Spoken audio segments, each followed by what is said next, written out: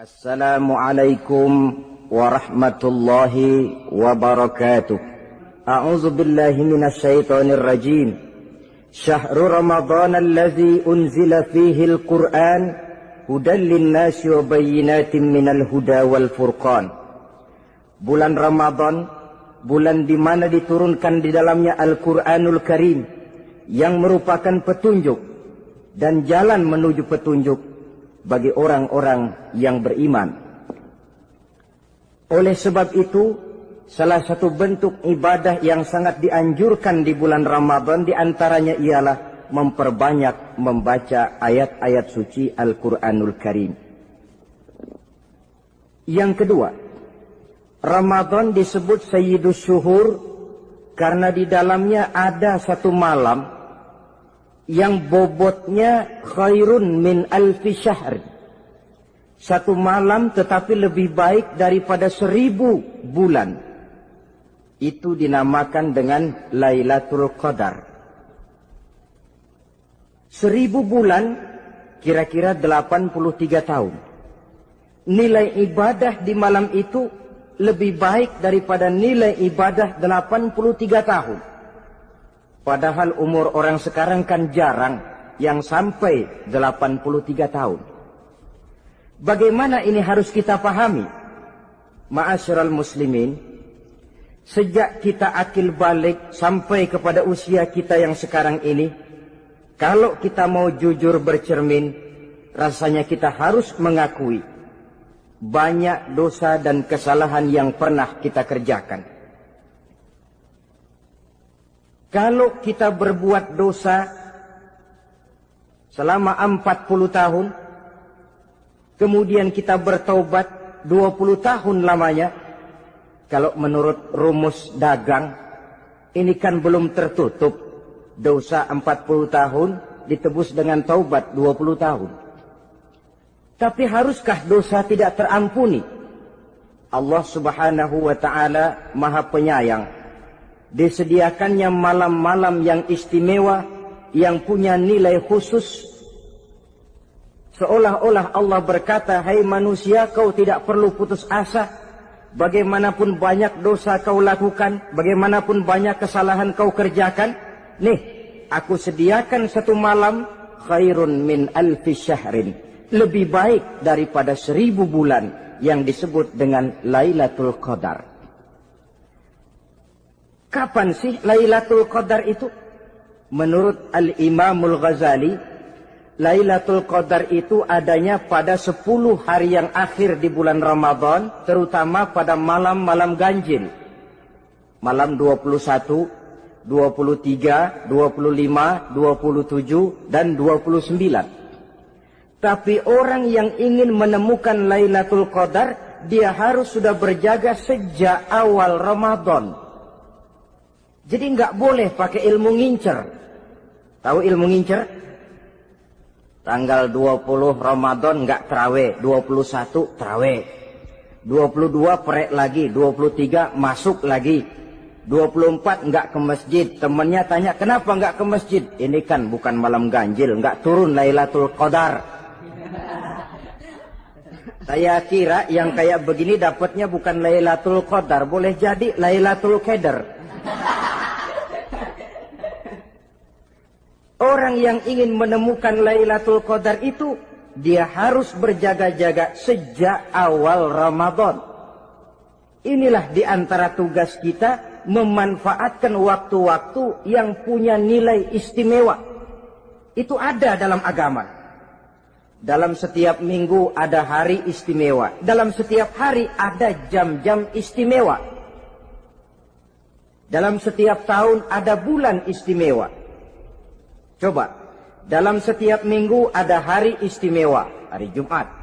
Dalam setiap hari ada jam-jam istimewa, sepertiga malam yang terakhir.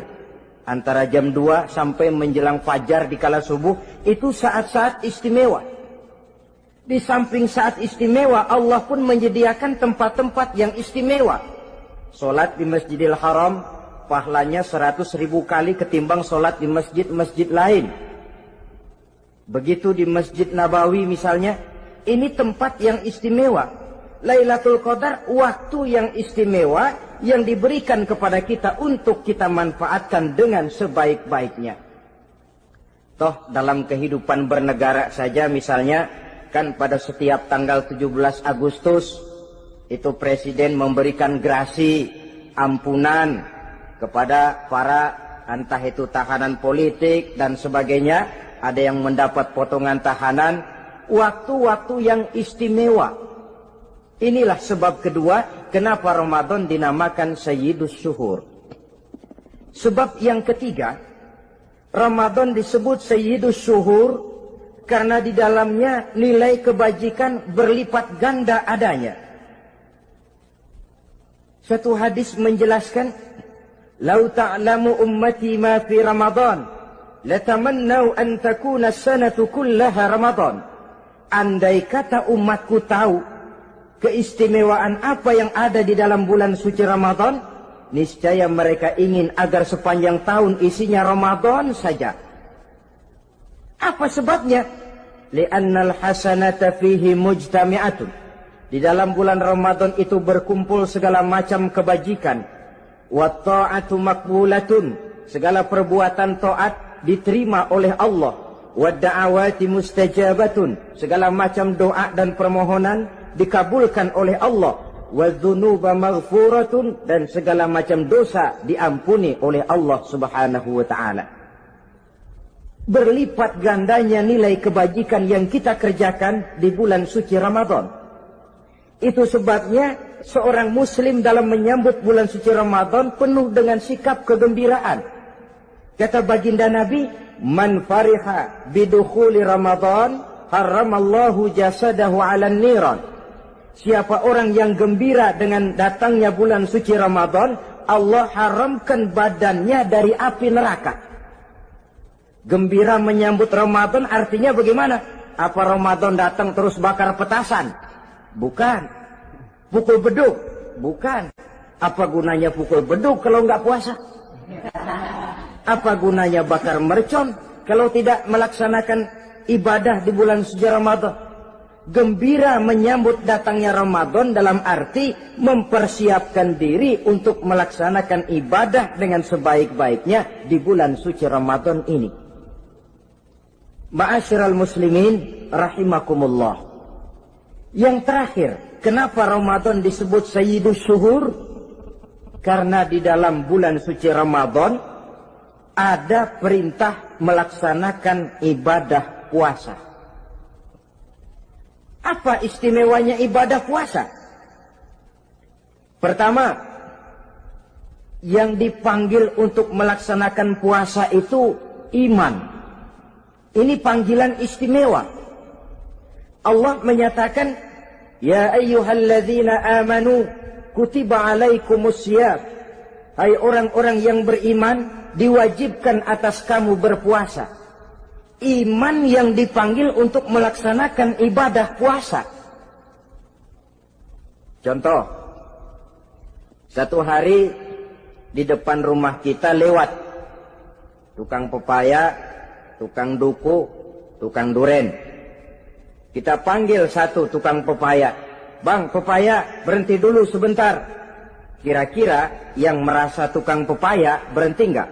Berhenti. Ini tukang duku sama tukang duren berhenti enggak? Tidak. Tentu tidak berhenti karena tidak dipanggil.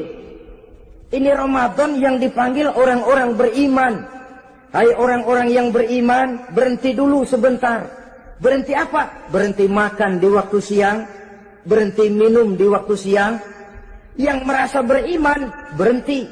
Yang tidak beriman, langsung. Biar Ramadan siang-siang makan jalan terus, ngerokok ngelepus terus. Kenapa? Tidak beriman, tidak merasa terpanggil oleh ayat tadi. Sekarang tukang pepaya lewat di depan rumah. Kita panggil, "Bang, pepaya, berhenti dulu." Dia dengar tapi nggak mau berhenti. Apa kita bilang? Tukang pepaya budak. Dipanggil nggak mau berhenti. Ini ada orang ngaku beriman kepada Allah. Ramadan dipanggil disuruh berhenti makan siang, nggak berhenti juga. Mukmin budak. Disuruh berhenti minum di waktu siang, nggak berhenti juga. Mukmin budeg. Ini istimewanya puasa. Panggilan difokuskan kepada iman. Hai orang-orang yang beriman. Allah tidak bilang hai orang-orang yang sudah masuk Islam. Tidak. Ya ayyuhallazina aslamu. Tidak. Ya ayyuhallazina amanu yang dipanggil. Hai orang-orang yang beriman. Nilai nurani yang paling dalam itu yang dipanggil melaksanakan ibadah puasa. Lalu orang beriman yang bagaimana yang wajib puasa? Pertama, dia sudah balik. Yang kedua, berakal sehat. Yang ketiga, dia mampu berpuasa. Orang beriman macam ini, balik, berakal sehat, mampu melaksanakan puasa. Kalau cukup syarat ini, dia wajib puasa. Kurang syarat, tidak wajib puasa. Jadi kalau di bulan Ramadan ada teman kita tidak puasa, jangan heran barangkali syaratnya kurang. Cukup dalam hati saja, ini orang kurang syarat. Makanya nggak puasa. Pak, itu teman saya kok nggak puasa? Nggak puasa, nggak puasa. Dia bukan orang beriman kali ah. Orang yang tidak beriman itu tidak wajib puasa. Beriman kok Pak? Iman, tapi nggak puasa, nggak puasa. Belum balik kali ah. Belum balik, cuma badan doang gede. Bongsor kali itu. Belum balik. Sudah kok Pak, sudah balik, sudah. Tapi nggak puasa, enggak. Gila kali dia ah. Gila kali, sebab orang yang tidak berakal itu tidak wajib puasa. Waras Pak, dia tidak gila. Tidak. Barangkali dia tidak mampu melaksanakan puasa karena terkena uzur syar'i. Ini keistimewaan puasa yang pertama yang dipanggil melaksanakannya iman. Keistimewaan yang kedua, oleh karena yang dipanggil iman, maka puasa dinamakan ibadah sirriyah. Ibadah rahasia. Kalau kita sembahyang, orang lihat kan? Lihat enggak? Lihat. Kita bayar zakat, orang tahu. Kita pergi haji, apalagi pergi haji, sekampung nganterin.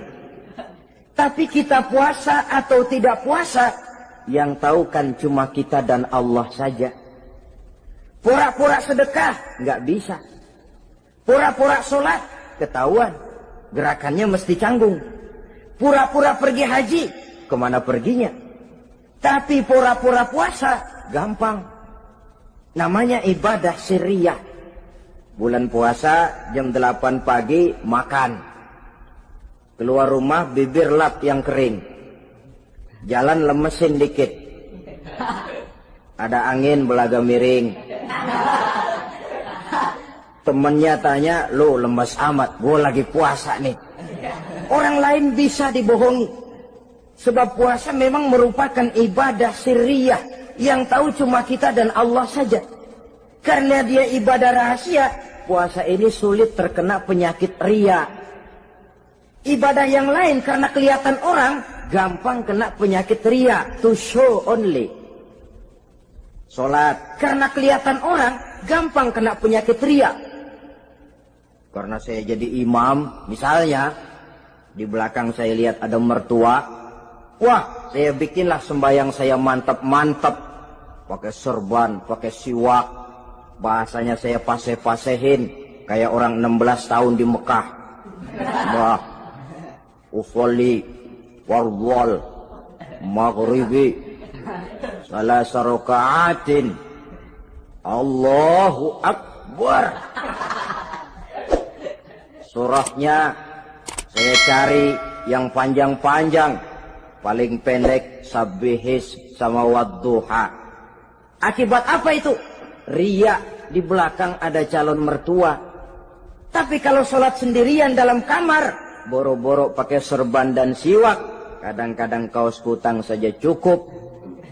Surahnya jangan sabbihis sampai wadduha, langganannya inna a'toinakal kautsar sama qul huwallahu ahad. Karena sholat terlihat orang, mudah kena penyakit riya. Sedekah pun begitu. Mulanya niatnya cuma mau sedekah 5.000 karena ada orang yang disedekah-segani, naik 10.000. Yang 5.000 sudah karena orang. Jadi ibadah yang lain itu mudah terkena riya, tapi juga mudah dinilai orang. Kita bisa saja bilang, itu orang sholatnya khusyuk ya. Kenapa? Kelihatan dari gerakannya. Itu orang hajinya mabrur ya. Kenapa? Kelihatan dari tingkah lakunya setelah pulang haji. Itu orang sedekahnya berani ya. Kenapa? Ketahuan dari jumlahnya. Ibadah yang lain bisa dinilai, tapi puasa nggak bisa dinilai. Itu orang puasanya mantap bener ya. Kenapa? Beludah melulu.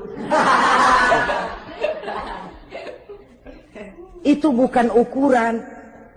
Itulah sebabnya dia dinamakan ibadah sirriyah, ibadah yang abstrak, yang tahu cuma si pelaksana dan Allah saja. Ini keistimewaan puasa yang kedua. Yang ketiga, saudara-saudara, kalau ibadah-ibadah yang lain, ganjaran pahalanya itu dijelaskan oleh Allah. Sedekah kalau ikhlas pahalanya begini. Haji kalau mabrur pahalanya ini. Sembahyang berjamaah pahalanya ini. Untuk puasa tidak. Puasa Allah cuma bilang as-siyamu li wa ana ajzi bihi. Puasa adalah untukku, aku yang akan membalasnya. Berapa besar balasannya tidak dijelaskan oleh Allah. Apa artinya ini? Kalau saudara kerja, mandor bilang, sampean kerja sama saya, gaji 1 hari 5.000. Ketahuan kan, sehari 5.000. Kita bisa kong kaling kong. Ada mandor rajin, nggak ada mandor kendor. Pokoknya sehari 5.000. Tapi kalau mandor cuma bilang, kau kerja sama aku. Soal gajimu nanti aku yang atur. Tidak dijelaskan berapanya, nanti aku yang atur. Ini kan mestinya kita kerja hati-hati. Sebab apa? Mungkin gaji kita lebih besar dari jumlah 5.000 kalau kerjaan memuaskan. Mungkin tidak digaji sama sekali kalau kerjaan berantakan. Tidak dijelaskannya pahala puasa menjadi sugesti bagi kita untuk melaksanakan ibadah ini dengan sebaik-baiknya. Mungkin gaji sangat besar, mungkin tidak digaji sama sekali. Sebab kata Nabi, kam min sha'imin laisa lahu min siyamihi illa al-ju' wal 'atsh. Berapa banyak orang puasa, dia tidak memperoleh apa-apa dari puasanya kecuali lapar dan haus saja.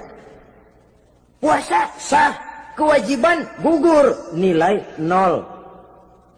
Tidak dapat apa-apa kecuali lapar dan haus. Jadi inilah keistimewaan daripada ibadah puasa. Saudara hadirin yang saya hormati, kemudian apa sih perlunya kita melaksanakan ibadah puasa ini? Namanya syahwat. Kalau itu kita kendalikan, maka langkah hidup ini akan menjadi lurus karenanya. Benar kalau Nabi menyatakan,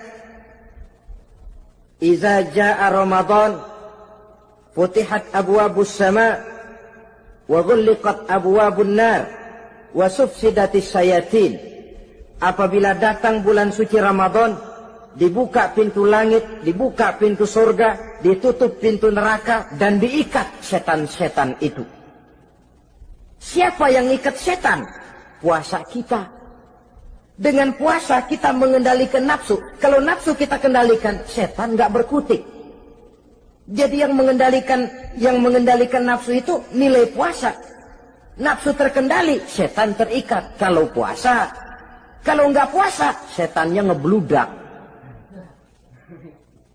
Jadi jangan digambarkan, wah kalau bulan puasa setan dirantai. Rantainya kayak apa?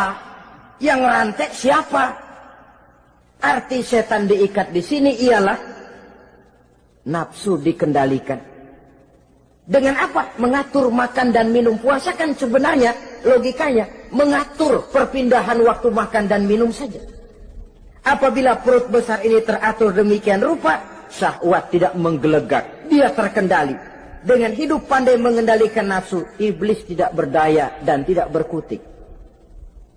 Ma'asyiral muslimin rahimakumullah, Nabi bersabda, la yu'minu ahadukum hatta takuna hawahu taba'an lima ji'tu bih. Belum sempurna iman kamu kalau nafsumu belum ikut apa yang aku bawa. Yang dibawa Nabi tidak lain daripada syariat, termasuk di dalamnya pelaksanaan ibadah puasa. Karena itu saya pesan kepada seluruhnya, jangan kalau puasa kayak orang ngancem. Siang bisa mengendalikan nafsu, tapi begitu maghrib berbunyi, nafsu sudah tidak terkendalikan lagi. Itu namanya puasa orang ngancem. Kayaknya, biarin siang gua tahan, ntar lo maghrib. Begitu maghrib berbunyi, sudah macam bendungan pecah. Semua isi meja pindah ke perut. Akhirnya, kalau siang dia setengah mati kelaparan, habis buka setengah mati kekenyangan.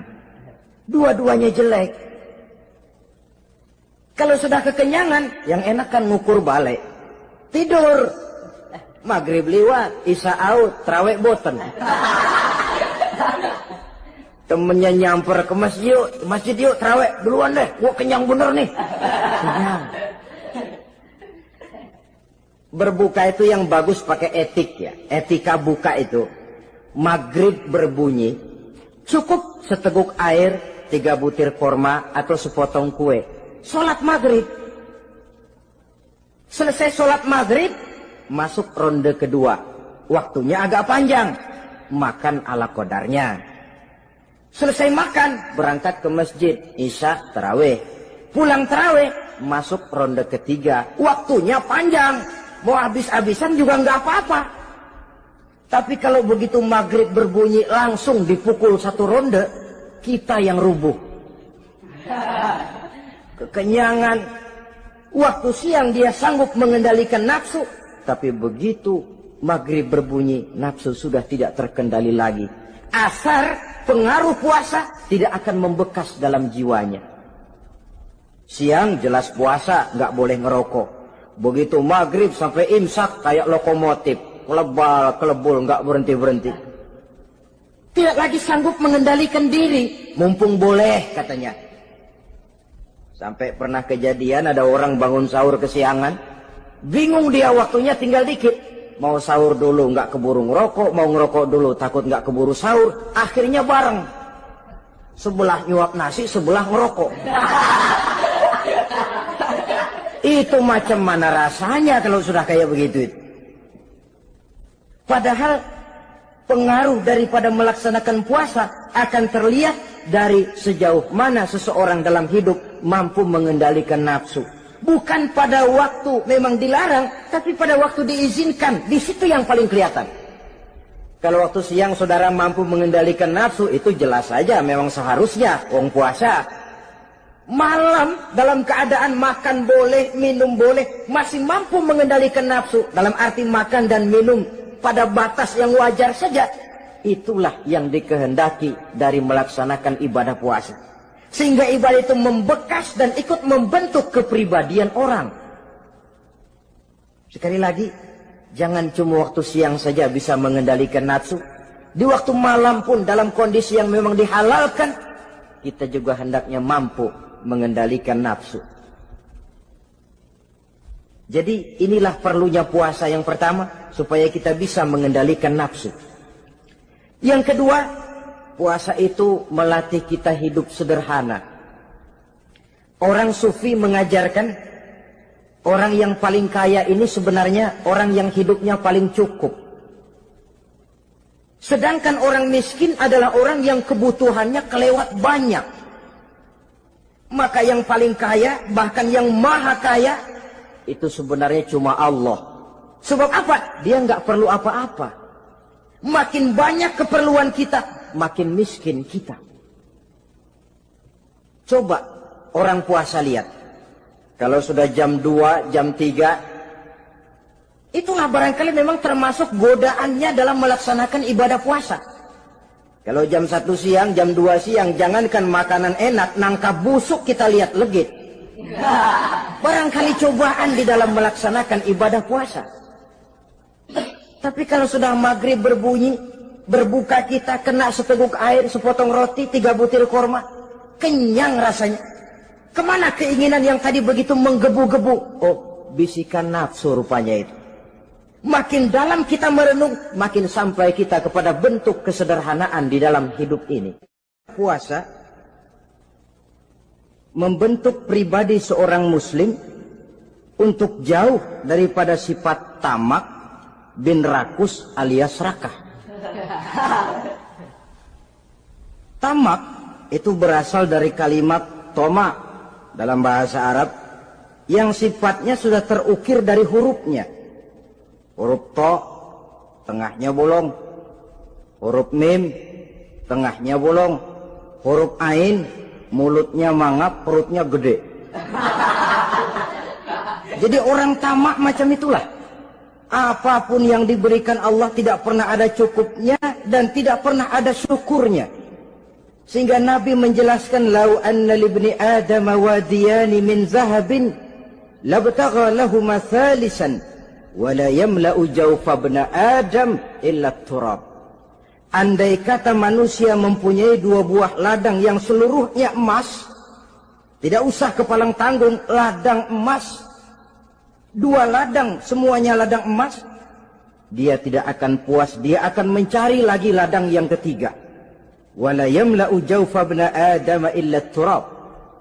Mulut manusia ini memang tidak akan pernah penuh kecuali kalau sudah diisi dengan tanah.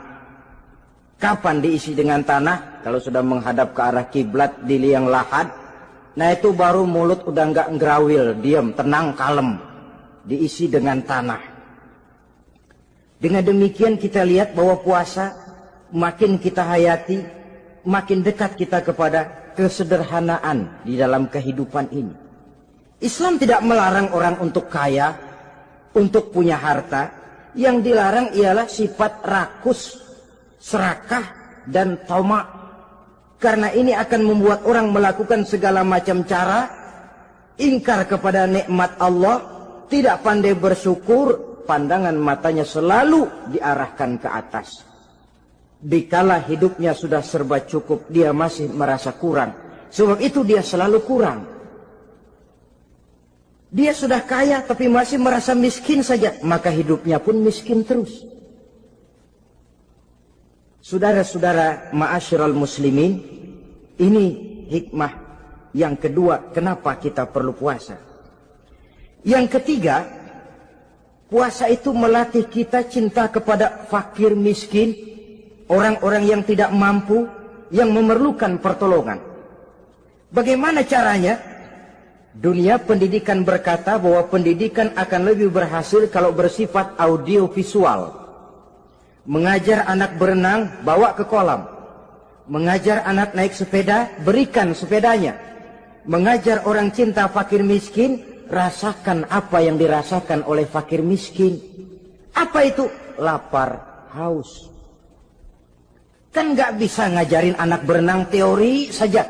Ke kolam nggak pernah. Teori hafal luar kepala. Gaya dada begini, gaya 200 meter begini, gaya kupu-kupu begini, gaya bebas begini. Teori hafal ke kolam nggak pernah. Sekali terjun, gaya batu. Sudah nggak timbul-timbul lagi. Nggak bisa ngajar anak naik sepeda cuma teori saja. Sepedanya tidak pernah diberikan. Hafal teori, bab 1 pegang setang. Bab 2 dorong. Bab 3 kaki kanan naik pedal kanan. Bab 4 genjot. Hafal teori, megang sepeda nggak pernah. Begitu dikasih sepeda dia naik, habis tukang bakso. Pun mendidik orang cinta kepada fakir miskin tidak bisa cuma lewat seminar, kongres, penataran, indoktrinasi. Diadakan simposium, seminar, diskusi, supaya orang cinta kepada fakir miskin, tapi yang bicara orang kenyang semua. Bagaimana hati ini mau peka? Islam itu nggak usah banyak teori lah. Rasakan saja lapar, haus, enak nggak? Kalau kau tahu lapar dan haus tidak enak, kau lapar, haus cuma sebentar. Habis maghrib, laparmu hilang, hausmu hilang. Bagaimana saudara-saudaramu muslimin yang terkapar di kolong-kolong jembatan, yatim piatu yang hidup terlunta-lunta, perempuan-perempuan tua hidup miskin, anak pun banyak perlu uluran tangan, lapangan kerja sulit, persaingan hidup makin tajam, meringkuk mereka di sudut-sudut kehidupan, beratap langit, beralas bumi, tanpa tahu kapan hidup dan nasibnya akan berubah. Di situ pekalah hati untuk hidup tidak cuma buat kepentingan diri dan perut sendiri saja, tapi mampu memberikan pertolongan sesuai dengan kemampuan kepada mereka yang memang memerlukan. Sebuah hadis menyatakan, irhamu ahlal ardi yarhamkum man fis sama. Sayangilah apa yang ada di permukaan bumi, nanti yang di langit akan sayang kepadamu. Si kaya sayang kepada yang miskin lalu menolongnya, yang alim sayang kepada yang awam lalu membimbingnya, yang pemimpin sayang kepada rakyat lalu melindunginya. Yang di langit akan sayang kepada kita, akan turun rahmah berlimpah, akan tercipta keberkahan dan ketenangan dalam hidup. Tapi kalau sebaliknya, yang kaya malah nyantap yang miskin, yang pemimpin malah menggilas yang rakyat, yang alim malah membodoh-bodohi orang yang memang sudah bodoh, akan terwujudlah malapetaka. Bukan rahmah yang turun dari langit, tapi azab akan menimpa kita semua. Orang yang menghayati lapar, menghayati haus, akan timbul kepekaan sosial. Hidup tidak cuma untuk diri sendiri saja, tapi mampu melihat lingkungannya. Yang keempat, kita perlu puasa untuk menumbuhkan sifat jujur dan disiplin. Coba lihat, kalau tengah hari bulan puasa, andai kata saudara masuk ke dalam kamar seorang diri, saudara kunci dari luar, lalu saudara makan, tidak seorang pun tahu. Tapi kenapa itu tidak kita lakukan? Ada semacam perasaan malu. Malu kepada Allah. Iya, orang lain tidak tahu. Iya, manusia bisa saya bohongi, tapi Allah. Atau umpamanya waktu sholat zuhur, saudara sholat zuhur di masjid, umpama ketika ngambil air wudhu, giliran ke kemur, saudara korupsi dikit aja, telan. Yang Nabi sumu tasihhu, berpuasalah kamu, badanmu akan sehat. Sebab apa? Saya katakan tadi, semua energi dihasilkan dari perut besar sini. Itu makanan yang kita makan, mulai dari keju sampai singkong, mulai dari hamburger sampai combro, masuk perut besar, digiling, lalu ditransfer ke seluruh tubuh oleh perut besar ini. Mekanisme kerjanya persis pabrik besar, yang kalau kita hayati, Allahu Akbar, Fatabarakallah ahsanul khaliqin. Ini tangan supaya kuat kerja perlu vitamin apa? Kirim ke tangan. Mata supaya awas perlu vitamin apa? Kirim ke mata. Bibir supaya nggak pecah perlu vitamin apa? Kirim ke bibir. Oleh perut besar ditransfer ke seluruh tubuh. Sisanya yang nggak perlu keluar jalan belakang. Kalau perut besar ini terus-menerus bekerja, ibarat mesin diforsir, dia akan cepat rusak. Maka datang bulan Ramadan, perut besar itu jangan terlalu diforsir, diberikan tenggang waktu istirahat. Sehingga Nabi memberikan jaminan, sumu tasihhu, berpuasalah kamu, pasti kamu akan sehat. Buktinya, orang mati kelaparan banyak, tapi yang mati karena puasa, kalau puasanya betul, nggak ada. Maka Islam itu agama yang sesuai dengan fitrah, ya. Buktinya apa? Puasa wisol itu bukan saja tidak boleh, tapi haram. Puasa wisol artinya puasa nyambung. Dari pagi sampai maghrib, sampai malam, sampai besok pagi lagi, terus-terusan puasa, haram. Karena itu bertentangan dengan fitrah. Islam tidak, cukup dari waktu imsak sampai datang waktu maghrib. Kenapa? Menurut perhitungan itu sesuai dengan daya kemampuan maksimal manusia. Sudah diukur itu. Allah yang bikin manusia kok. Jadi kalau Allah perintah puasa, itu sudah dalam kemampuan daya tampung dari kapasitas yang dimiliki manusia. Orang mati kelaparan banyak, yang mati karena puasa nggak ada. Belum pernah saya dengar ada warta berita, sari berita-berita penting dalam siaran ini, gara-gara bulan puasa orang Islam pada mati. Nggak ada. Yang mati kelaparan banyak, tapi yang mati karena puasa tidak ada. Nabi menjamin sumu tasihu. Berpuasalah kamu, pasti badanmu akan sehat. Ma'asyiral muslimin, kalau sudah tahu kita apa perlunya kita berpuasa, pembicaraan akan saya lanjutkan bagaimana seharusnya kita puasa. Puasa yang ideal itu yang bagaimana? Al-Imamul Ghazali menjelaskan, orang yang puasa itu ada 3 macam. Pertama, saumul awam.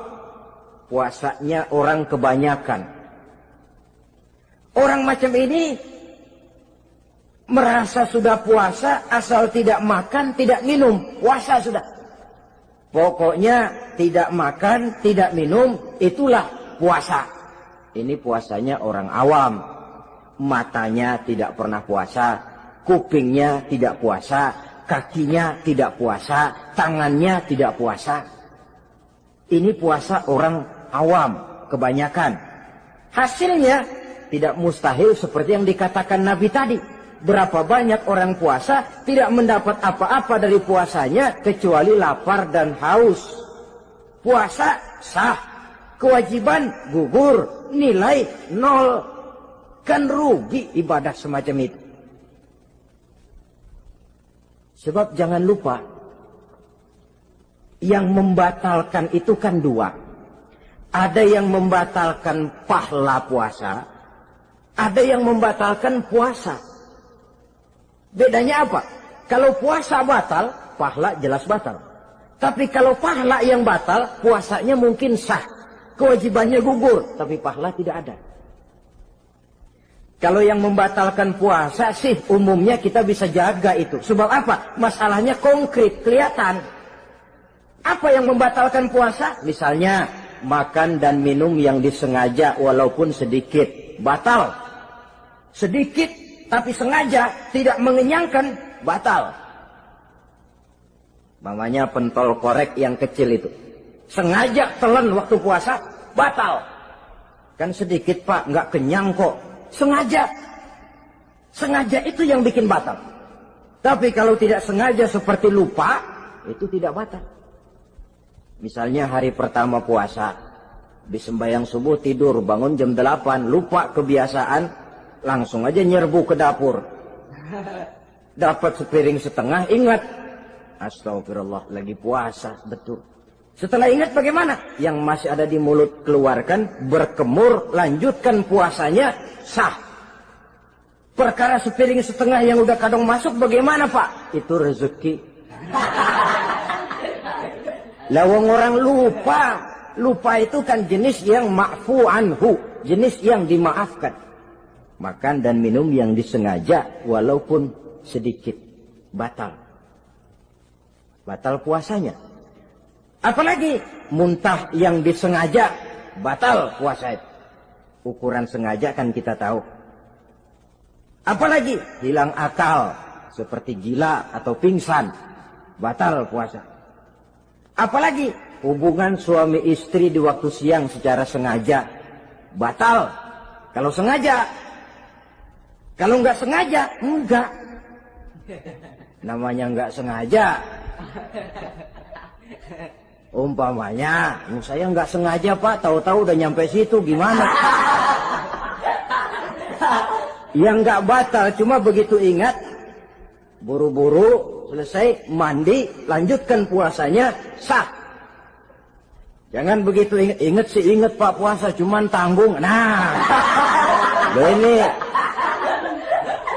tanggung ini yang bikin jadi batal. Dan jangan lupa, orang yang membatalkan puasa karena hubungan suami istri, dendanya paling berat. Seorang sahabat pernah lapor, halaktu ya Rasulullah. Ya Rasul, celaka saya. Ma ahlakaka, apa yang bikin kamu celaka? saya lagi puasa Ramadan ya Rasulullah, saya nggak tahan. Lalu saya nyelonong sama istri saya, pengantin baru ini rupanya. Nyelonong bagaimana? Ya nyelonong.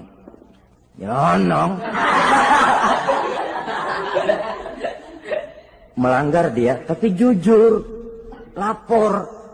Kata Rasul, ya sudah, bayar dendanya. Dendanya apa ya Rasulullah? Bebaskan budak. Aduh, saya nggak punya budak ya Rasulullah. Tidak punya. Puasa 2 bulan berturut-turut, tidak boleh diselang-seling. Syahraini mutatabi'aini, 2 bulan berturut-turut, tidak boleh diselang-seling. Gimana? Sanggup puasa 2 bulan berturut-turut? Enggak kuat ya Rasulullah. Enggak kuat. Ramadan yang sebulan aja saya nyelonong, apalagi 2 bulan. Kalau kau tidak kuat juga, beri makan 60 fakir miskin, 1 orang 1 mod. Ya Rasulullah, apalagi? Jangan memberi makan 60 fakir miskin. Istri saya di rumah sehari masak, 3 hari libur. Saya orang susah ya Rasulullah. Saya pikir lagian ya orang kebangetan juga, udah melarat sama larangan berani. Rasul masuk ke dalam kamar, keluar kembali bawa sekeranjang kecil kurma. Kalau kau tidak punya apa-apa, bawa pulang ini. Sedekahkan kepada orang-orang miskin di kampungmu sebagai pembayar dendamu. Ya Rasulullah, apalagi? Di kampung saya itu yang paling miskin saya. Waduh, rusak bener ini orang. Apa marah Rasul? Beliau malah senyum. Ya sudah, kalau memang yang paling miskin kamu, bawa pulang saja itu kurma, beri makan anak istrimu di rumah. Orang ini udah melanggar larangan, dapat kurma lagi. Yang kedua, watak hukum Islam itu elastis, fleksibel, tidak kaku. Tidak kalau sudah begitu ya mesti begitu, itu tidak. Yang sering kaku kan kitanya umat Islam di dalam memahami Islam. Saudara hadirin yang saya hormati, yang tidak boleh itu pun di waktu siang. Kalau malam sejak maghrib sampai sebelum imsak, pada awal perintah puasa tidak boleh. Tapi ternyata banyak juga yang nyerempet-nyerempet. Sampai Allah turunkan, uhilla lakum lailatas siyami arrafasu ila nisaikum. Dihalalkan bagi kamu pada malam puasa bergaul dengan istrimu. Jadi barangkali di antara pendengar ini ada yang pengantin baru, tolong sabarlah di waktu siang. Tunggu maghrib berbunyi. Kalau sudah maghrib habis buka, mau buka lagi juga nggak apa-apa. Terserah saja. Ini yang membatalkan puasa. Yang kita sulit mengontrol, yang membatalkan pahalanya. Apa misalnya? Ngomong-ngomongin orang. Puasa, ngomongin orang jalan terus. Itu ya tetangga kita. Kenapa emang? Oh, anu. Kita sih bukan ngomongin orang ini. Bukan ngomongin orang katanya. Ngomongin tuyul. Anu. Bohong. Orang puasa bohong, apa puasanya batal? Tidak. Puasanya sah. Yang batal mungkin pahalanya. Saudara-saudara ma'asyiral muslimin rahimakumullah. Mata, terutama di kota-kota besar, menjaga mata ini. Kadang-kadang kita nggak pengen lihat tapi kelihatan. Sebab itu memang yang tidak boleh ngeliatin. Kalau kelihatan lain. Kelihatan itu kan rezeki. Orang kita nggak mau tapi kelihatan. Yang kelihatan itu sebentar. Kata Imam Ali, nazaratul ula laka wa tsaniyatu alaika. Pandangan pertama untukmu, yang kedua atasmu. Jadi begitu kelihatan, ya sudah. Jangan kelihatan tapi manteng aja enggak mau. Jadi mantengnya ini yang jadi urusan. Saudara hadirin yang saya hormati, dengan kata lain, berusahalah kita untuk puasa zahir batin. Itu yang pertama tadi. Puasa tingkatnya orang saumul awam disebut. Tingkat yang kedua, Saumul khawas, puasanya orang khusus. Bagaimana ini? Di samping tidak makan dan tidak minum, panca inderanya sudah ikut puasa.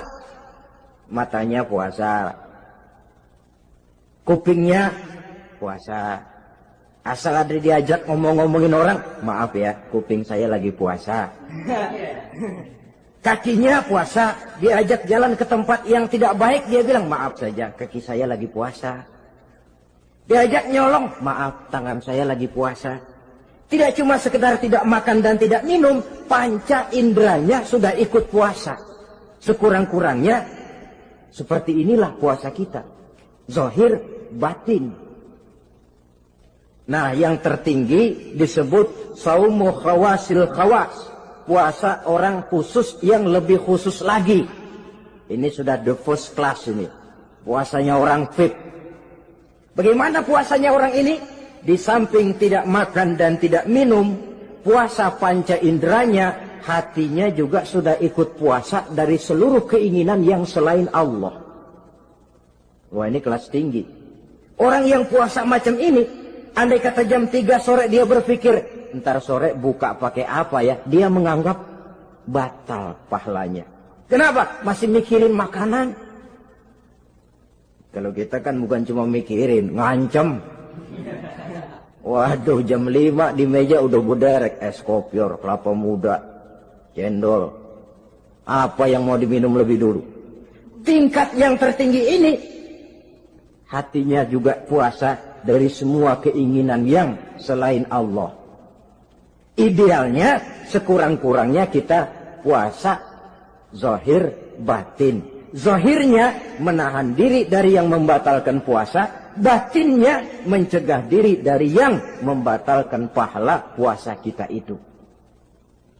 Ma'asyiral muslimin rahimakumullah. Bagian sepertiga yang pertama, tanggal 1 sampai 10 Ramadan, masa turunnya rahmah, turunnya kasih sayang Allah. Kalau istilah sepak bola, tanggal 1 sampai 10 Ramadan ini disebut babak semifinal, babak penyisihan. Sepak bola itu kalau baru tingkat babak penyisihan, pesertanya banyak.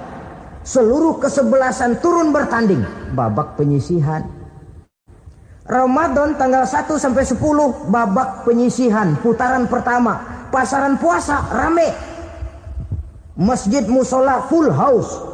Meledak, tidak sanggup menampung jamaah yang tarawih itu. Yang tadarus meriah. Kenapa? Maklum babak penyisihan, seluruh kesebelasan turun bertanding. Tanggal 1 sampai tanggal 10 Ramadan.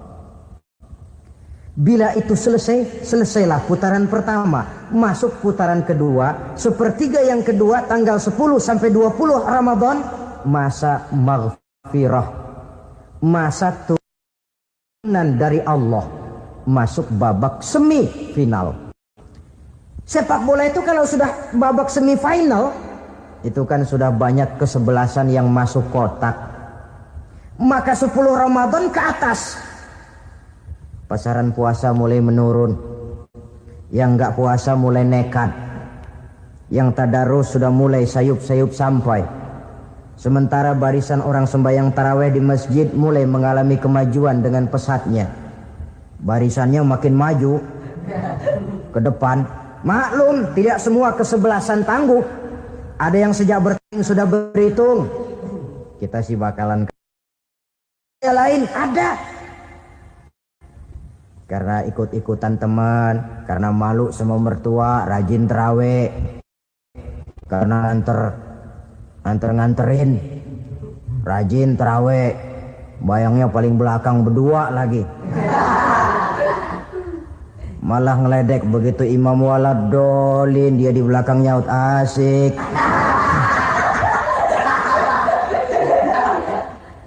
Yang kayak begini ini sudah nggak bakal tahan lama, akan gugur di babak semifinal. Puncaknya putaran terakhir tanggal 20 sampai akhir Ramadan, masa itkun minan nar, masa pembebasan dari api neraka, masuk babak final. Kalau sudah babak final, Ya pesertanya nggak banyak sudah. Ramadan tanggal 20 ke atas babak final. Pesertanya nggak banyak. Sebab apa? 20 Ramadan ke atas pikiran orang sudah bercabang itu. Yang punya kampung sudah siap-siap mau pulang mudik. Lebaran di kampung. Puasa kayak enggak, yang penting pokoknya lebaran. Yang pegawai negeri gajinya kecil, anaknya banyak, palanya ngebet. Yang belum punya sepatu, belum punya baju, macam-macam problem sehingga konsentrasi ibadah menurun. Padahal Nabi sangat menganjurkan tingkatkan ibadah la siyama fi asril awakhir, lebih-lebih pada hari 10 yang akhir, tanggal 20 sampai akhir Ramadan. Di situ dianjurkan memperbanyak ibadah, i'tikaf, tarawih, tadarus Quran, bersedekah, amalan-amalan sunnah yang sangat dianjurkan di bulan suci Ramadan ini. Nah, mereka yang keluar sebagai finalis Ramadan, Allah Subhanahu wa ta'ala berkenan memberikan piagam penghargaan. Di atas piagam itu tertulis dengan nyata, ghufira lahu ma taqaddama min zambihi. Pemegang piagam ini dinyatakan keluar sebagai finalis Ramadan, kepadanya diberikan penghargaan dengan jaminan ampun terhadap seluruh dosa yang pernah dia kerjakan.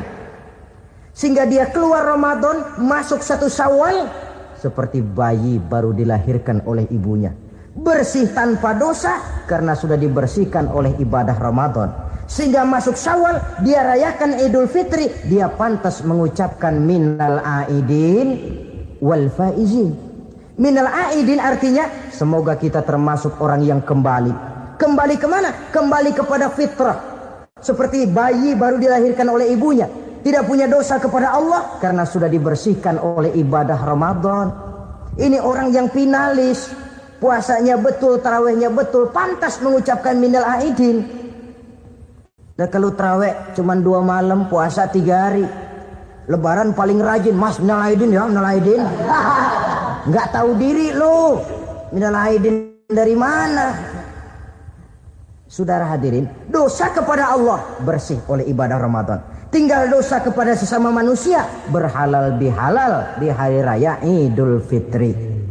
Nah, inilah pembicaraan kita pada pertemuan kali ini dengan harapan mudah-mudahan ibadah kita diterima Allah. Kita keluar sebagai finalis yang pada akhirnya masuk ke dalam kelompok minal aidin wal faizin, orang yang kembali suci kepada fitrah dan orang yang beruntung. Dengan semangat inilah kita rayakan Idul Fitri, hari raya kembali kepada fitrah. Bicara keagungan Ramadan yang ditandai 3 hal. Pertama, Ramadan dipilih oleh Allah menjadi bulan tempat di mana pertama kali diturunkan Al-Quranul Karim, kitab suci kita, imam kita, pedoman utama dalam melaksanakan berbagai kegiatan hidup. Pertama, ia berisi akidah yang tujuannya menyelamatkan manusia dari ketergantungan kepada benda, menyelamatkan manusia dari kemusyrikan, baik syirik yang jali maupun syirik yang khafi. Syirik jali itu syirik terang-terangan, nyata-nyata menyembah berhala, nyata-nyata meyakini Tuhan lebih dari satu. Kalau gitu insya Allah kita aman. Tapi ada syirik khafi, syirik yang tersembunyi, menjadikan yang selain Allah sebagai tujuan akhir dari seluruh kegiatan hidup. Itu syirik khafi. Saya sejak pakai cincin ini rezeki lancar. Cincin. Saya sejak pakai gesper ini, jangan anak gadis, nenek-nenek ngelihat saya lemes. Gesper. Ini sejak ada perkutut di rumah ini, bisnis bagus, perkutut. Kalau komputer lebih kita kagumi dari Allah, itulah berhala kita. Kalau pangkat lebih kita utamakan dari Allah, itulah berhala kita. Kalau ilmu lebih kita kagumi daripada Allah, itulah berhala kita. Quran membebaskan manusia dari ketergantungan kepada benda, membersihkan keyakinan, meluruskan tauhid dengan konsep akidah. Lalu sisi yang kedua, syariat untuk mengatur kehidupan sesama manusia. Selama ini kalau mendengar syariat, yang terbayang oleh kita kan yang serem-serem, dan memang diopinikan sedemikian rupa. Padahal watak syariat itu pertama, al-musawat bainan nas fi takalifil ahkam. Ini watak syariat Islam. Semua manusia sama dalam berhadapan dengan hukum Allah. Semua manusia sama. Bukankah ini yang kita perjuangkan dengan tuntutan keadilan? Supaya di Republik ini jangan ada warga negara kelas 1. Supaya di Republik ini jangan ada yang kebal hukum. Supaya di Republik ini hukum jangan seperti pisau, tajam ke bawah tapi tumpul ke atas. Syariat mengajarkan al-musawat bainan nas fi takalifil ahkam. Semua manusia sama dalam berhadapan dengan hukum Allah.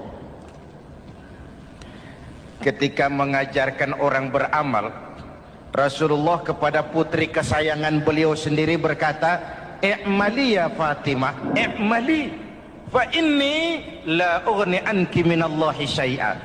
Fatimah, beramal kau. Fatimah, solat. Fatimah, puasa. Fatimah, haji. Kalau kau tidak beramal, aku ayahmu Rasulullah tidak akan sanggup membelamu di akhirat nanti. Inilah watak syariat. Tidak mentang-mentang anak kesayangan lalu ada jaminan, sudah Fat, kamu nggak sholat nggak apa-apa, nanti di akhirat ada papi. Tidak. Semua manusia sama dalam berhadapan dengan hukum. Andai kata Fatimah putri Muhammad mencuri, tidak usah orang lain, Muhammad sendiri yang akan memotong tangannya. Bukankah keadilan macam ini yang kita harapkan? Cuma sayang, selama ini banyak kita mengenal Islam seperti orang buta kenal gajah. Ada 3 orang buta dilepas ke kebun binatang, disuruh kenal gajah. Saya yakin laporannya lain-lain. Orang buta pertama bilang, "Pak, gajah tipis lebar kayak kipas." Kenapa? Dia baru pegang telinganya. Orang buta kedua ngotot, "Goblok itu Pak. Yang betul saya, gajah kecil panjang kayak ular." Kenapa? Yang dia pegang ekornya. Orang buta ketiga lebih marah, dua-duanya tolol Pak. Yang betul itu saya, gajah tinggi besar seperti pohon kelapa. Karena yang dia pegang kakinya. Beginilah kita mengenal Islam. Seperti orang buta kenal gajah, frame of reference, kacamata pandangannya tidak total. Baru kenal kaki gajah sudah sok tahu gajah. Baru kenal telinga gajah sudah sok kenal gajah. Kemana-mana pidato, saudara-saudara, gajah tipis lebar kayak kipas. Buat orang yang belum kenal gajah, dia menyesatkan. Buat orang yang sudah tahu gajah, senyum di kulum. Oh, kau baru kenal kupingnya kok. Begitulah kadang-kadang kita baca Quran, ayatnya yang keras. Kesannya Islam itu sangar, Islam itu sadis, Islam itu perang. Di sisi lain ada yang adem, sejuk, lalu lahir generasi feminim. Buat saya yang terpenting semua kita perlu. Rasul mengajarkan, la takun ratban fatuksara, wala yabisan fatuksara. Jangan lemah, nanti kau diinjak orang. Tapi jangan keras, nanti kau dipatahkan orang. Hadirin yang saya hormati, lalu syariat juga punya at-tadrij fit tasri', tahapan dalam melaksanakan syariat. Oleh karena itu, Ramadan yang keagungannya ditandai dengan turunnya Al-Quran harus jadi momentum kembalinya kita kepada Al-Quran. Quran itu imam, kita ini makmum. Saya mau tanya, Imam ikut makmum apa makmum ikut imam? Makmum ikut imam apa imam ikut makmum? Makmum ikut imam. Kalau Quran imam dan kita makmum, kita ikut Quran. Jangan Quran diminta ikut kita. Imam ruku, kita ruku. Imam sujud, kita sujud. Imam i'tidal, kita i'tidal. Ke barat kata Quran, ke barat kita berangkat. Ke timur kata Quran, ke timur kita menuju. Halal kata Quran, ambil. Haram menurut Quran, tinggalkan. Kalau dia imam dan kita adalah makmum, mari berimam kepada Al-Quranul Karim. Yang kedua, keagungan Ramadan ditandai dengan perintah melaksanakan ibadah puasa. Para ulama menyebut puasa itu ibadah sirriyah, ibadah rahasia, ibadah abstrak. Tidak ada unsur sugesti. Kalau kita sholat, orang lihat. Kita sedekah, orang tahu. Kita pergi haji, satu kampung nganter. Kita puasa, cuma kita dan Allah. Pura-pura sholat, ketahuan Pak. Pura-pura sedekah, nggak bisa dong apa yang disedekahin. Pura-pura haji, kemana perginya? Tapi pura-pura puasa, gampang. Keluar rumah, bibir lap yang kering, jalan lemesin dikit, ada angin miring, lemes amat, puasa. Sirriyah, abstrak. Ibadah lain bisa dinilai. Wah, itu teman kita sodakohnya berani ya. Kok tahu kamu? Kelihatan dari jumlahnya. Itu sholatnya khusyuk ya. Kok ngerti kamu? Kelihatan dari geraknya. Tetangga sebelah itu rasa-rasanya hajinya mabrur ya. Kok ngerti kamu? Kelihatan dari tingkah lakunya setelah pulang haji. Kalau yang sebelah lagi itu haji tomat. Di Mekah tobat sampai kampung kumat. Ibadah lain kelihatan bisa dinilai, tapi puasa tidak bisa dinilai. Belum pernah saya dengar orang bilang, teman kita puasanya mantap betul ya. Kok tahu kamu? Beludah terus. Nggak ada hubungannya. Oleh karena puasa ibadah sirri, ibadah abstrak, maka yang terbentuk dari ibadah ini pertama keikhlasan. Ini sikap hidup yang paling penting. Orang lain mau puji atau tidak bukan soal. Orang lain mau dengar atau tidak bukan soal. Ini urusan saya dengan Allah. Dari ibadah sirri seperti ini terbentuk keikhlasan, dan itu penting. Ikhlas. Saya menyantuni yatim bukan karena disorot TV, bukan karena masuk majalah, bukan karena dimuat koran, karena Allah. Berpakaian ikhlas. Saya berpakaian ini karena perintah Allah menutup aurat, bukan karena tuntutan Ramadan. Kalau cuma tuntutan Ramadan, Ramadan saja bagus busana muslim. Selesai Ramadan kembali pusar merajalela. Menerima jabatan ikhlas, ini amanah dari Allah. Jabatan adalah alat untuk mengabdi, bukan cuma alat yang melahirkan kekuasaan dan fasilitas. Kalau kekuasaan dianggap sebagai fasilitas dan kekuasaan, maka yang lahir tentu akhirnya maling-maling baru. Yang lahir rampok-rampok baru, yang dikuras ya harta negara.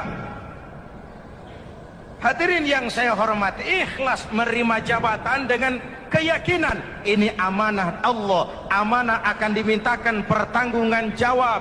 Ini alat untuk berbuat baik, ini alat untuk mengabdi. Kalau cuma digambarkan kekuasaan jabatan sebagai kekuasaan dan fasilitas, itu yang lalu banyak melahirkan rampok-rampok baru. Betul? Iya, kalau jabatan kan gajiannya jelas. Menteri gajinya jelas. Anggota DPR gajinya jelas. presiden, wakil presiden gajinya jelas. Tetapi ketika fasilitas dan kekuasaan banyak memberikan hasil, jangan heran lalu muncul penjarahan terhadap kekayaan-kekayaan yang justru merupakan milik rakyat. Ikhlas dalam menerima jabatan, ikhlas dalam berbuat, ikhlas dalam beramal. Lalu yang kedua, jujur. Tadi siang saudara sholat zuhur apa tidak? Sholat. Yang sholat? Ya enggak. Sebelum sholat zuhur kan saudara berwudu. Waktu berwudu kan saudara berkemur, memasukkan air ke mulut. Umpama waktu berkemur saudara korupsi, dikit saja airnya saudara minum, jangankan hansip, jangankan satpam, jangankan polisi, teman sebelah pun tidak tahu kalau waktu berkemur kita korupsi. Kenapa kita tidak mau melakukan itu? Ada rasa malu kepada Allah. Alangkah positifnya kalau ini diterjemahkan dalam kehidupan. Sekarang kan kita berpikirnya Allah ditekan. Kamu korupsi ya? Iya, Tuhan kan tahu. Biarin, Tuhan mah tahu, nggak ribut. Nggak ribut katanya. Tapi kalau 3 orang saja tahu, geger kantor. Bayangin, Tuhan aja ditekan, Tuhan diintimidasi, apalagi orang lain. Lahir etika otonom, daya kontrol yang paling ampuh yang muncul dari dalam jiwa kita sendiri. Sabahu ahadun au qatalahu falyaqul inni shaim, inni shaim. Kalau ada orang mencaci maki dia, bahkan mengajak dia berkelahi yang menurut ukuran dia mesti menang, tapi karena puasa, maaf, saya bukan nggak berani sama kamu, saya sedang puasa. Kalau mau berkelahi juga ntar aja habis buka, segeran dikit berantemnya. Ini shaim, maaf, saya sedang berpuasa. Itu merupakan benteng. Orang itu kan kalau lagi puasa kondisi lapar, haus, temperamen kan tinggi. Sedikit tersinggung temperatur naik, sama marah gampang. Kalau waktu begitu dia bisa sabar, ketika kenyang sudah nggak ada masalah. Sabar baik dalam taat kepada Allah. Kalau ibadah berpuasa kita baik, kita yang malam ini pasti bukan kita 20 hari yang lalu. Kita yang malam ini, kita yang sudah ditempa oleh penggojologan Ramadan, ditempa oleh kawah candra di mukanya Ramadan, sehingga membias dalam pembentukan pribadi. Setiap ibadah yang dikerjakan dengan benar pasti punya dampak positif dalam meluruskan moral orang yang melaksanakan ibadah itu sendiri. Jangan sampai terjebak kepada rutinitas ritual. Akhirnya seperti yang sering saya ungkapkan, sholat rajin, maksiat tekun. Baca Quran mau, fitnah orang hobi. Sedekah ya sedekah, tapi nyolongnya lebih gede dari sedekahnya. Sedekahnya cuma untuk ngumpetin korupsinya. Akhirnya jadi lipstik, akhirnya jadi dekorasi. Setiap ibadah yang dikerjakan dengan benar punya dampak positif dalam meluruskan moral dan memperbaiki akhlak orang yang melaksanakan ibadah itu sendiri. Begitulah Ramadan, ada pelaksanaan ibadah puasa. Dan untuk puasa Nabi bersabda, lis-shaimi farhatani, farhatun indal iftar wa farhatun inda liqa'i rabbih. Buat orang yang berpuasa ada 2 kegembiraan yang tidak dimiliki oleh yang tidak melaksanakan puasa.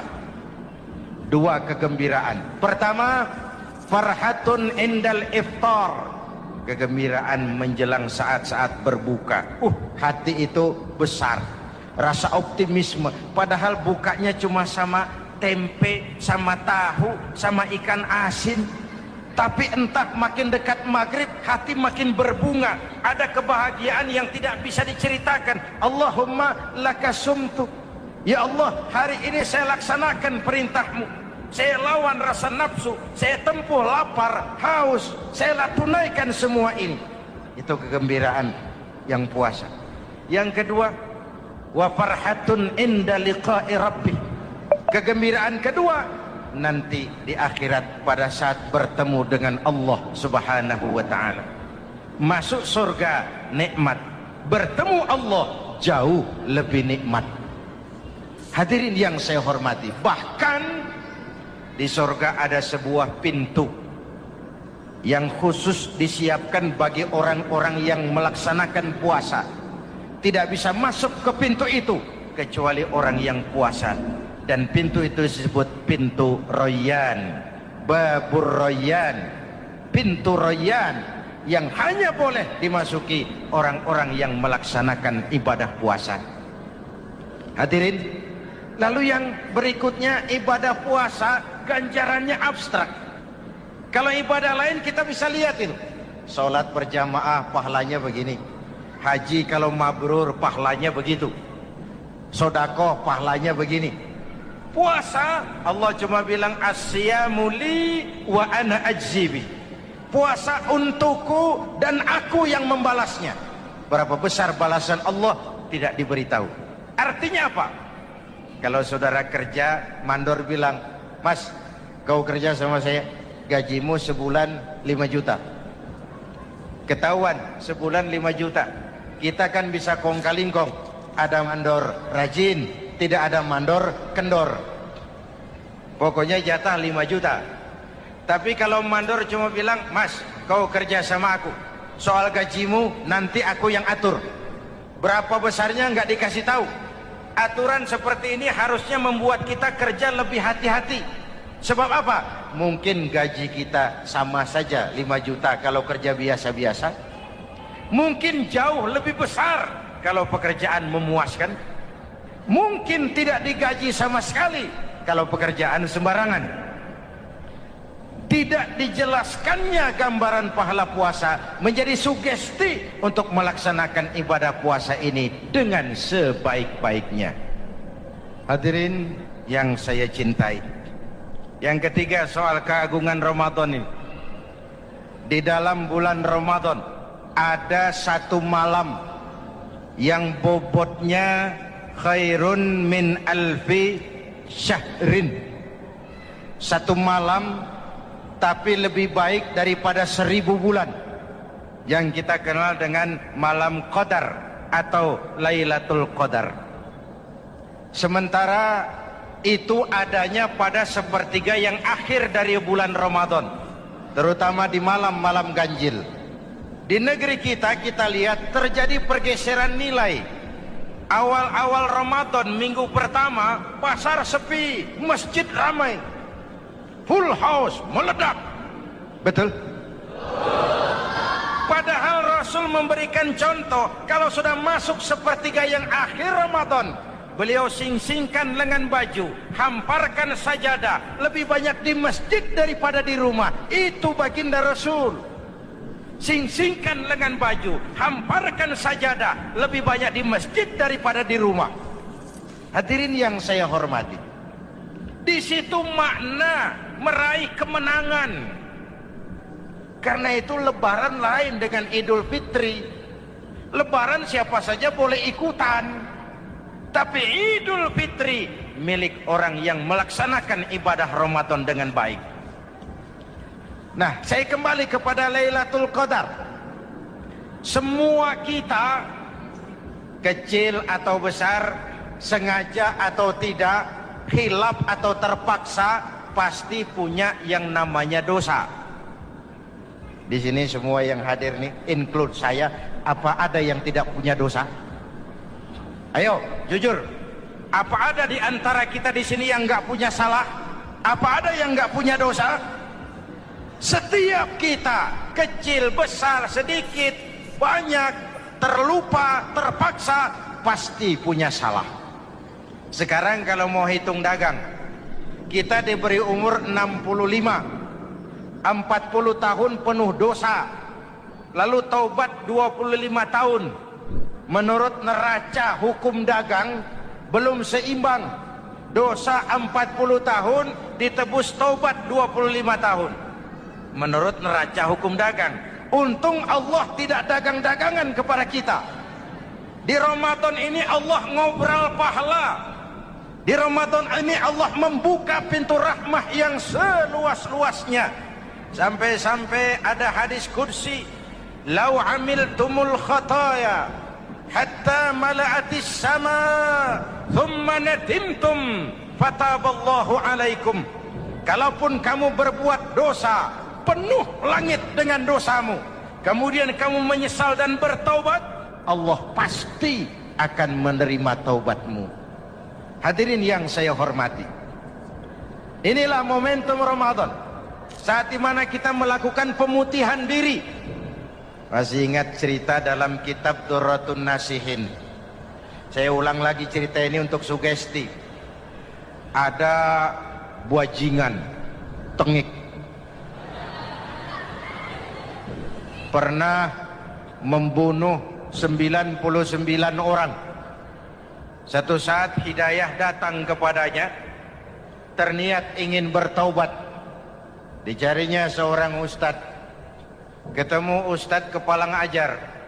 "Ustadz, ya, apa? Saya mau taubat. Diterima apa tidak taubat saya?" "Emangnya dosa kamu apa?" "Saya pernah membunuh 99 orang, ustadz."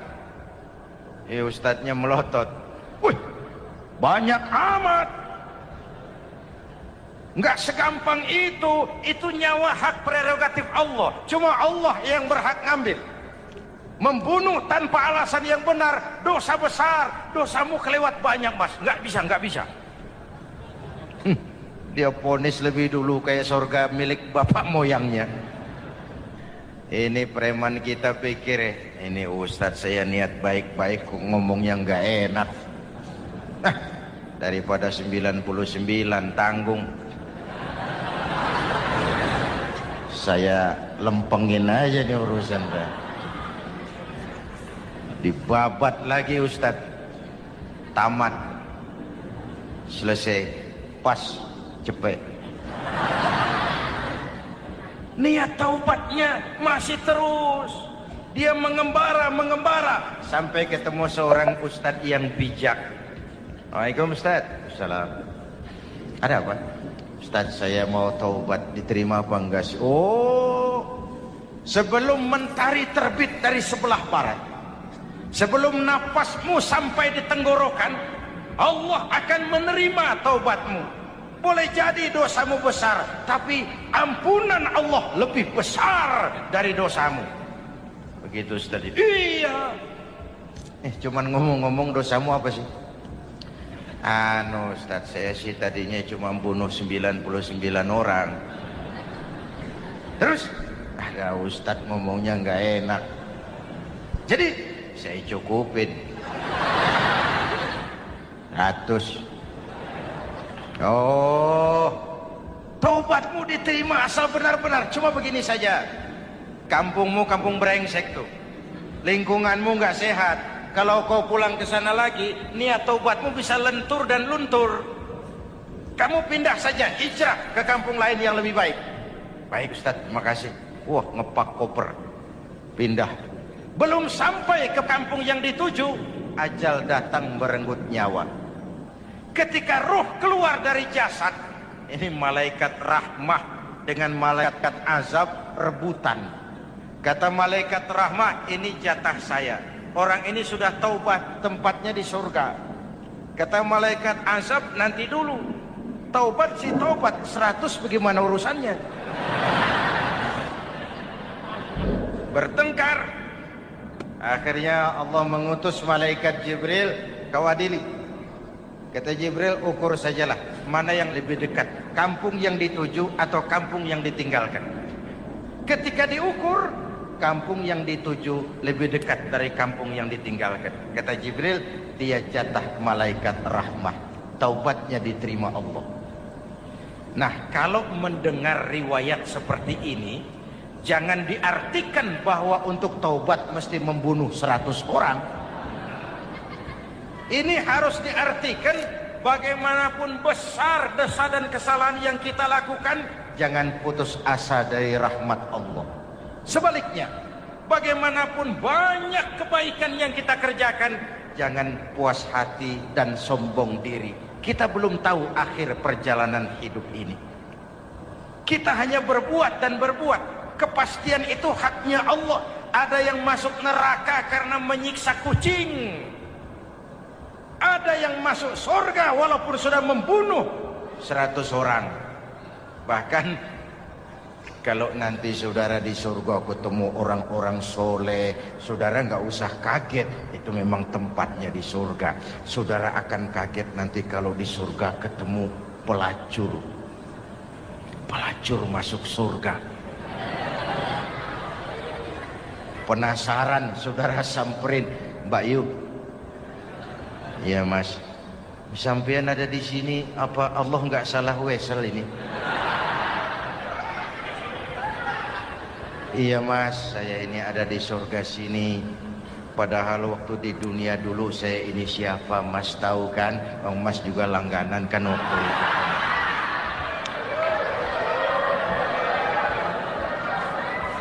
Tapi terus terang saja Mas, waktu di dunia itu saya terpaksa betul.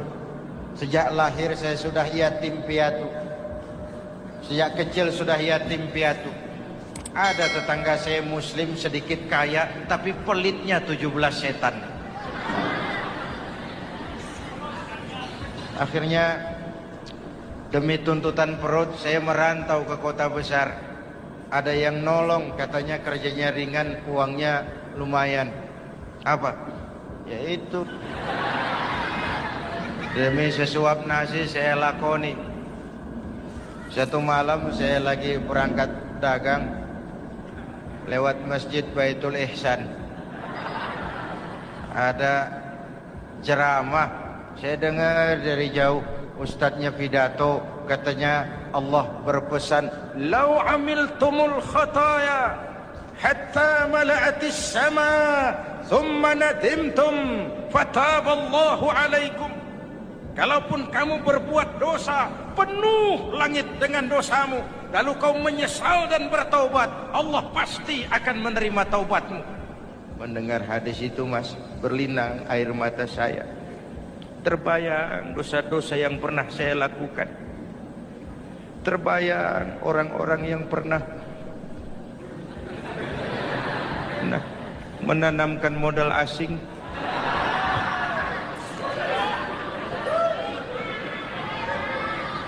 Dikala itu hidayah datang, saya niat taubat pulang kampung Mas, mudik. Lagi ngepak koper mau mudik, tamu datang, saya bilang mulai malam ini saya berhenti dagang. Taubat saya sebenar-benarnya, taubat saya diterima Allah. Walaupun mampir dulu, transit dulu di tempat lain, akhirnya saya sampai juga ke sini. Inilah Ramadan. Orang baik bukan orang yang tidak pernah salah, karena tidak ada orang yang tidak pernah salah.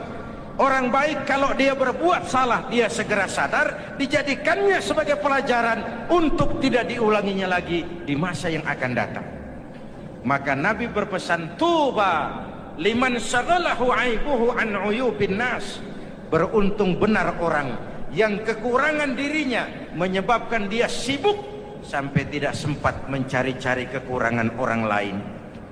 Tapi celaka benar orang yang terlalu sibuk mencari-cari kekurangan orang lain sampai lupa dengan kekurangan dirinya sendiri. Hadirin, karena itu menurut Al-Imamul Ghazali, Lailatul Qadar itu malam istimewa. Adanya pada sepertiga yang akhir di malam-malam ganjil. 21, 23, 25, 27, 29. Tetapi yang ingin mendapatkan Lailatul Qadar harus berjaga-jaga sejak awal Ramadan. Nggak bisa pakai ilmu ngancem.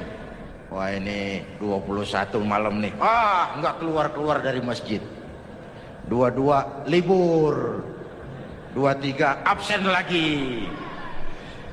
Nggak bisa seperti itu. Ingin mendapatkan Lailatul Qadar harus berjaga-jaga sejak awal Ramadan. 1000 bulan kira-kira 83 tahun.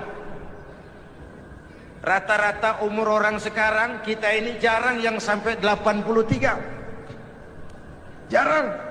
Kalau menyontoh Rasul jatah kita 63. Hadirin yang saya hormati, sehingga dikatakan itulah fasilitas yang diberikan Allah kepada umat Muhammad ini. Walaupun umurnya relatif pendek, tapi amaliyahnya tidak kalah dengan umat zaman dulu. Benar, Nabi Nuh umurnya 950 tahun. Ibadah umatnya berarti panjang, tetapi mereka tidak ada Lailatul Qadarnya.